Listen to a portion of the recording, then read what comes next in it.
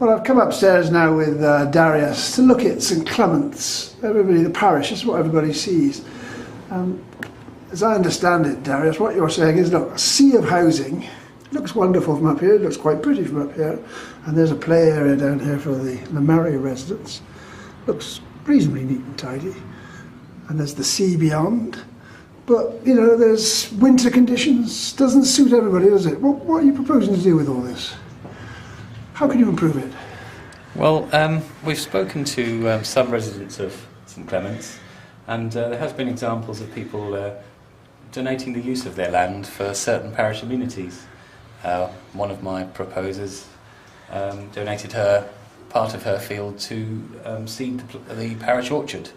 And back in 2011, when Philip Balash was running, he promised to find a new site for the Good Companions Club.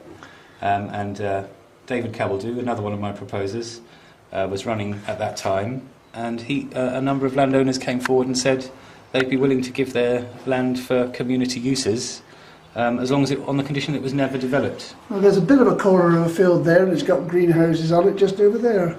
Any idea what that's all about? Is that part of the current plan for housing? Yes, the greenhouses, there's going to be 300 houses built on that site, and if you look slightly to the left, you can see the old Lascay. There's another bit of green there, but I mean that's due for demolition and redevelopment, and again all that green will be taken up so that the houses are more densely constructed. So more houses. Anybody talking amenity space? Anybody talking about spaces that people can use? If you see the coloured houses down at the side there, now a number of those are specialist disabled houses with facilities for disabled children. But we spoke to the mothers. It was a very sad story to tell, actually. One of the mothers there was in Howard Davis Park and was asked by two other mothers to take her child out of the park because they didn't think it was right that their children had to look at a disabled child. To be quite honest, I was quite disgusted when I heard this, and I did advise her that, in my opinion, that might be offensive conduct and she should report the matter to the police. Of course, you raised the question of disability. Very few of these houses, in fact, are accessible to disabled people. And it's not just the people who live there, it's people if they want to have visitors. That's true. So this housing, to a large extent, is brand new, some of it. Yes. But very few of it is really accessible.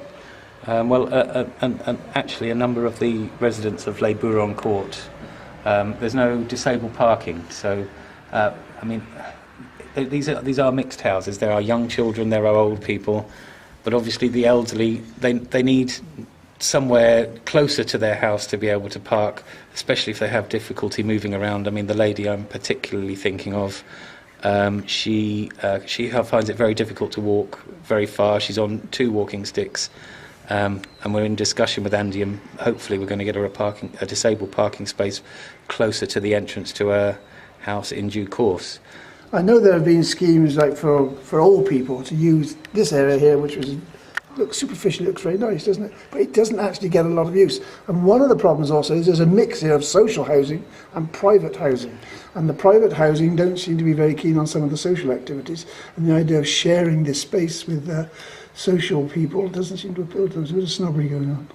Well, it's a very difficult. I mean, here in Le Marais itself, we've spoken to a number of residents who said when they moved in, they were told it was going to be over 50s housing. And then, I don't know if people know about Le Marais, but every floor has 2 two-bedroom flats, 1 one-bedroom flat and 1 bedsit. And the people in the bedsits tend to be young men and women with, shall we say, difficulties integrating into society. And, you know, to put them with people in the over 50s who are just really looking for a quiet life, it causes some issues, and it's difficult to say that there are needs for housing which aren't being catered to, but we've all got to make do with what we can at the moment. So the beach over there looks very appealing. It looks very nice today. There's not many, as you can see, my zoom can pick up on it, but there's very few people on the beach even now. In the winter, the number of people on that beach is, in theory, it's open space which people can use, but in practice, of course, it's not very accessible for people with disabilities. You get people walking their dogs in the winter, but it's somewhat deceiving. People think, oh, they got loads of open space in St Clement, In fact, when you come to it, there's a golf course over there, which is basically a private amenity. There's a running track and things like that. But again, there's specialist items for specialist occasions, aren't they? Well, there's FB Fields, which is very highly used. I mean, the schools use it a lot, but that's for organised league football, cricket matches, athletics. It's not just a general run-round recreational space. The beach, you're right, yes, there is the beach, and during the summer a lot of people use it.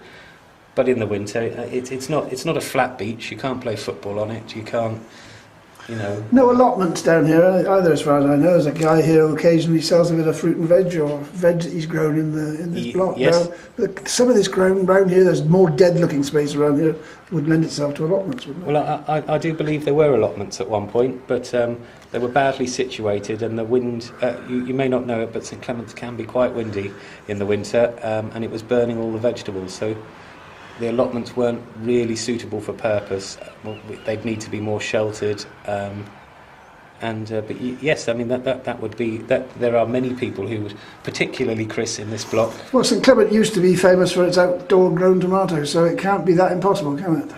No, this is all very good agricultural land.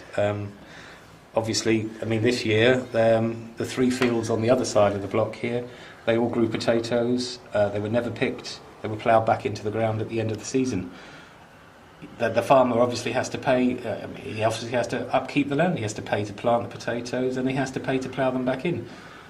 If we're going to always have this situation where there's too much produced, maybe it's time we started looking at other uses for the land, ones which... Well, when I was a youngster, hundreds of years ago, we used to build dens in the farmer's field and all things like that, but that sort of thing would be a bit unspeakable now. Is that allowed now? Can you go along to your farmer's field and drag a few bits of branch and build yourself a den? Is that allowed now? I guess it's very much up to the individual farmer, but I don't think it's particularly encouraged. No. We thought that was keeping us out of mischief when we were youngsters. I don't know. Maybe that was mischievous, but kids want to do those sort of things, don't they? They do. I mean, my father grew up in St Clement's in the 1950s and 1960s, and he lived on La Hock at the time. And as you drove up Rue de Hock, there was maybe 1 house, 2 houses, and the rest was all green fields. It's just not the same anymore. Jersey's not the Jersey that I mean, even I remember. We used to have a lot. We used to cycle all around, but when I was 5, 6, 7, we used to cycle all around St Saviour. But this ought to be a reasonably safe area here. The roads are fairly calming, aren't they? The traffic doesn't whiz round here. There's plenty of it. It doesn't whiz round. Places like this ought to be rendered safe, didn't they? You'd think so, but there's one of the things that the children like to do at the moment is skateboard, and unfortunately there really is nowhere to skateboard except on the road. And a number of residents have told me that they are very concerned. Generally people drive very safely. Most drivers are very careful not to cause accidents. But some of them, especially unfortunately the younger males, they do tend to zip round on motorbikes. They come round late at night, disturbing their neighbours, and there are issues with the roads. I mean, it's one of the two. Overdevelopment and the roads are the 2 issues that have been affecting St Clement's since the 1950s, and I can only see them continuing to be 2 key issues in the future. But if we took the children off the roads and gave them somewhere safer to play, then not only would the children be safer, but a lot of the residents around here would be a little bit more relaxed. As a final thought, I don't know what you think of it, but over there we can see the chimney from the waste from whatever they call it, plant, but it's got smoke coming out the top today. Is that a bad sign for us? Should I be closing all my windows today and trying to keep that smoke out of my... Is that bad or good, do you think? It's not as black as it was looking earlier this morning, it has to be said. We were quite concerned. It was very black when it was coming out this morning. Do you think perhaps some monitoring of that might be useful in this sort of area? Well, again, one of my proposers, David Cabell-Dew, he works with an organisation called SOS Jersey, which keeps a close eye on this whole beach, and which is all part of the International Ramsar site. He has aeroplanes flying over and taking photos, and that reclamation site now is nearly filled in. So the big problem is when that is filled in, which bit are we going to fill in next?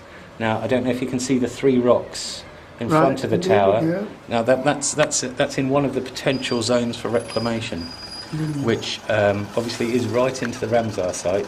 There are some others on the other side, but that's a situation that is being monitored by parishioners, and we'll just have to see how that develops in Okay, time. that's the view from the 12th floor. We'll go and have a look at some other parts of St Clement.